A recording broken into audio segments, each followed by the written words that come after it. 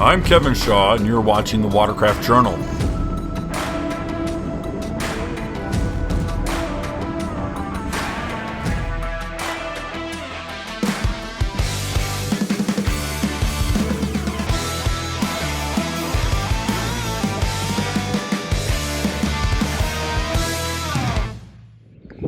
So I'm out here on Old Hickory Lake. I want to demonstrate a little bit of the balance of the Ultra. I want to show a little bit of how it behaves at static, which means not moving, engines off.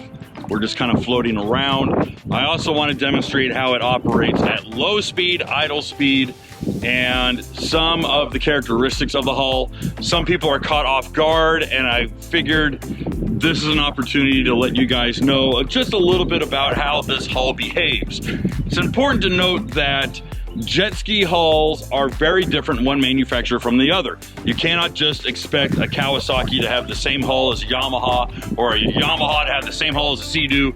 They all develop their product individually, and they do it on their own bodies of water, but Kawasaki does almost all of their hull testing out of Dana Point, California. Now, that's significant because Dana Point just so happens to be one of the roughest, one of the most aggressive surf points on the California coastline.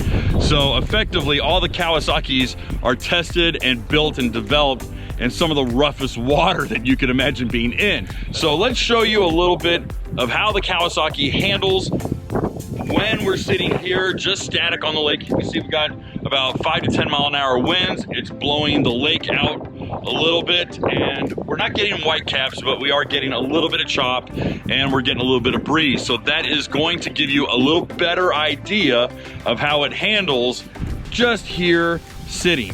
Right now, as we sit, I'm standing in the footwells. As you can see, I'm gonna change hands here, all right? I weigh 245 pounds, I'm 6'2", so I'm not a little guy. So as I give a little bit of this walkthrough, please consider your own size and weight and the body of water that you plan on riding, and that will help you make a better, more informed decision. I cannot make that decision for you. You gotta use your own noodle and think about how will I, being smaller or bigger, act or behave on this watercraft. So you're gonna see how I'm standing right now. My feet are in the footwells. If I come up further, okay, you'll see that the watercraft does teeter, it does rock. That is because the Kawasaki has a 22.5 degree dead rise. What does that mean? That means that is the angle or the aggressiveness of the hull. When Kawasaki talks about a deep V hull, that's what they're talking about. It's got a very deep keel. It runs very deep, like a big steep triangle, okay? Yamahas are not like that. Sea-Doos, for the most part, are not like that. They have a very mild semi-displacement hull. Kawasaki's have a very deep V hull. Again, they were born and raised in the rough side of town out in Dana Point, California. As you can see, as I just stand up like this, I can get a pretty decent back and forth just by rocking one side to the other. But all that is to be said,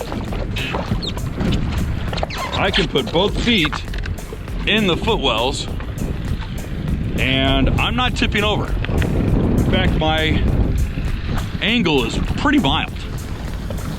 So I choose to walk to the transom, and as I walk around, you can see, yeah, I can rock it pretty good, but I'm relatively stable. Now, if I had a passenger, if I had someone that I had to get around, I would probably put my hand on their shoulder and I would walk around them. Put my leg over, not too bad. Again, I can put both feet in the footwell, stand like this, just make sure that I lean a little bit inwards and I'm okay. So now we're in neutral, we're idling, we're barely moving forward, we're basically making a small circle. All right, this would be what you would be idling at, maybe at the launch ramp, waiting for friends. So a lot of people complain that the Kawasaki feels tippy at low speed. This is often because they're leaning over the bars, or they're leaning into the glove box or the front storage, and they grab the bars, and the bars are put at a hard angle. So here we go. We're at a hard angle. Now, if you get off-centered, a lot of people feel that you can roll over. All right? We're idling, and I'm gonna act like I'm off-center, okay? Now, if my butt is wet, or if I'm not paying attention, I could certainly roll over. But I could roll over on any watercraft doing this, especially a watercraft that has a very aggressive lean. That would be like a GP 1800R, an RXPX, a sportier personal watercraft, or a lighter watercraft like a Spark or an EX. But as you can see, just doing donuts, idling around, it's not so bad. The only way to get it to really high center is to have the bars completely pinned and give it throttle like this. You'll notice, here we go.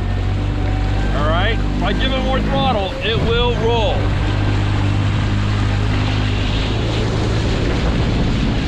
And it'll do both sides. If I go like this, see, it wants to roll. So, what are you supposed to do in that situation? Thankfully, I already showed you.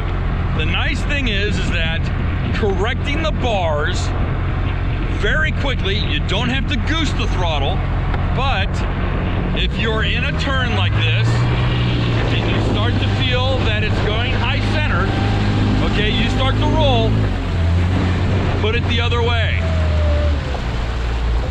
Now, what happens if I do it without throttle?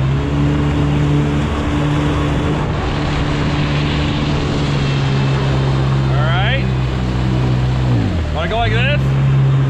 Hey! Notice that? What just happened was the employment of Kawasaki's off-throttle safety feature. This is designed to give a little bit of thrust in a panic situation in a quick chop. Okay, oh, see, we're gonna roll. Turn the bars. Turn the bars. Give it a little bit of throttle, it'll even it out. You don't have to vice it, just a little blip, and it'll push it out of it. Counteracting a tipping feeling is very, very easy. So yes, does the Kawasaki have a characteristic of wanting to roll over or tip over?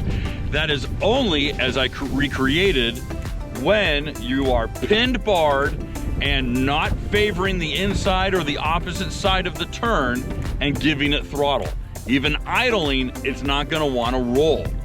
But when you start giving it throttle, it certainly will if you're not paying attention. The only way to counter that is you to be an attentive rider and to be aware of how much throttle you're giving the watercraft as well as where the bars are, okay? You're in control. The watercraft will only do what it's told, and that is up to you. I'm Kevin Shaw, and you've been watching the Watercraft Journal. If you enjoyed this video, please give it a like, leave a comment, and share it with your friends. It'll definitely help us grow the channel. And if you want more awesome jet ski content, please go over to www.watercraftjournal.com, where new articles are written and published every day, Monday through Friday, entirely subscription free to you.